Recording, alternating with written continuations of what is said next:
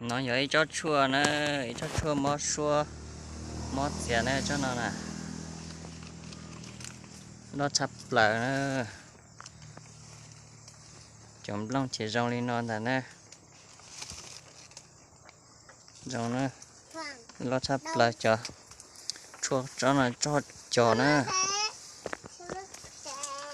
cho chua nó nó chắp lại, cho chua nó giờ giờ tê tờ này chết chết nó đau phừ, chuông cao li ở đầu là chỉ cho dậu, thế chết chết chỉ chơi số đi nè nhở, thế phụ số đi nè, mua số gì mua đấy kia thì được không tẩy cho đôn chia đi nè, chỉ mua cho nó đây cho nó cho là mua lúc còn nó đây đi lúc còn mình nó nè,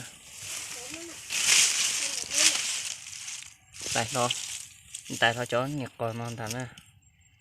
tại thôi cho nó ít nhiều da non ta to chè chỉ mua của mình là chỉ mua số kia tê xí tại đây ạ, thế là cho nó xí đằng đó giờ đã xí cục kia bé xí họ mua số mua chè để tầm lẩu chè theo đó phử của số này ạ, chè lót chè chè chắc còn nó có lại kế dành nó cho một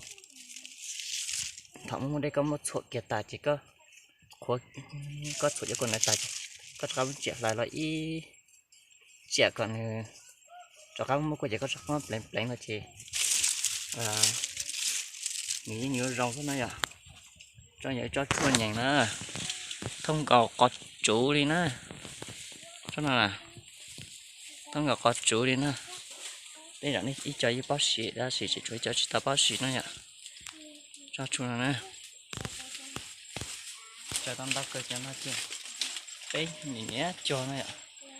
chỉ bé cứ cho ít chó lên lại nó nhá, cho ót chó điện này ót chó lo chập lại nè, lo chập lỡ để nó cho chỉ chúng ta lo này ạ, giờ ý dạng nè, ý cho bé con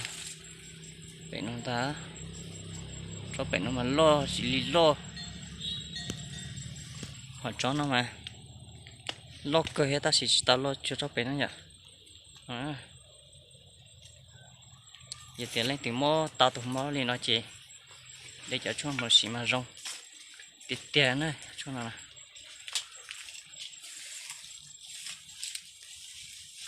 là